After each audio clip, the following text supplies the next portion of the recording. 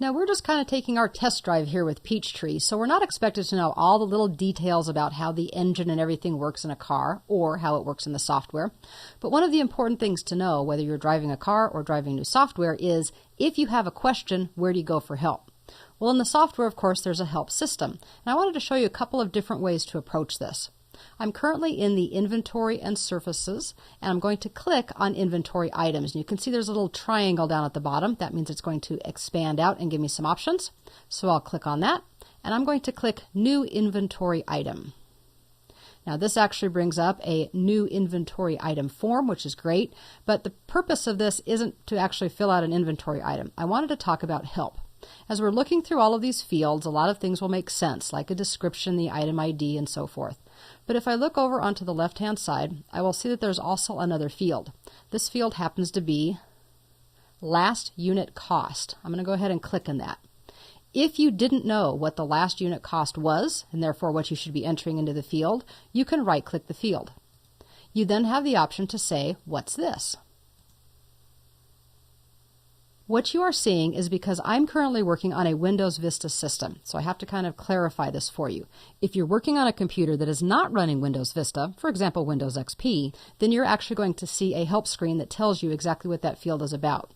But this wasn't brought over into Vista, so even though Peachtree 2009 says that it's completely compatible with Windows Vista, it is for the most part, but this is one feature that they didn't bring over. So I just wanted to show you that this may be something that comes up. If you're using XP, you can right-click and get help with a field. If not, we're going to have to go about it a little bit different way. So here's what I'm going to do. I'm going to go ahead and close this window down. And instead, I'm going to press F1 on my keyboard.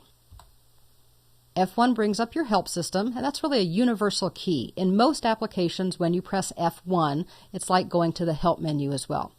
We need to talk a little bit about what's here because there really is a wealth of information, a lot of different things that I can look at. First of all, we have 3 tabs located near the top. I'm going to click on Contents to start. And you may be familiar with this because this is the way most help systems have worked for several years. Contents is kind of like a book and chapter analogy. If you want to know about getting started, for example, you can expand the Getting Started book. And inside you can see different chapters, like using Peachtree Help. You can therefore expand that. And eventually you'll get to a specific page that talks about what you're interested in. So this is really an overview, and if you're ever just looking around kind of interested in what can I find out about a certain type of topic, contents might work. But you can also see that this is going to be a long way to try to find something specific. If you're looking for something specific, try clicking on the Index tab. Now the Index tab is good if you're looking for a certain keyword. What I'm looking for is something about last unit cost, so I'm going to type that in.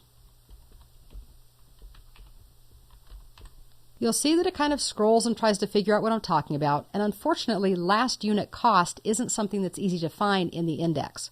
So instead I'm going to go one step further to search. This actually goes in and finds all of the text within help articles, not just the titles and keywords of articles. This time when I type in last unit cost, I'm also going to put it in quotes. That means it needs to find the entire phrase, not just 1 or 2 words.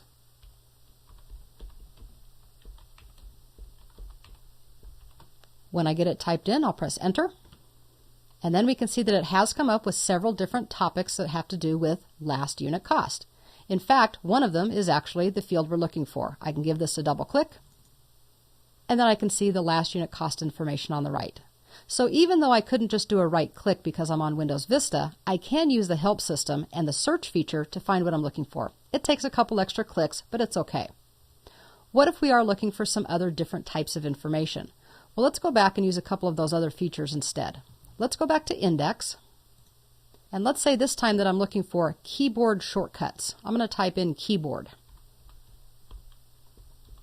By the time I finish typing it out, I can see that it's narrowed it down to several topics, one of which is exactly what I'm looking for, keyboard shortcuts. Give that a double click. This brings up the specific topics it found, and let's say that we're using the Peachtree menus. There we go. Now we get to see the information that we want on the right-hand side. So it's kind of a drill down looking for the exact information you want, but not too much work. Don't forget at the top of the help window, you can hide the left side of the screen. So if you're trying to work with this, you can expand and collapse.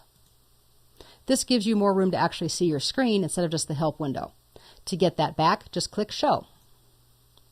You also can go backwards and forwards like in a web browser to previous topics.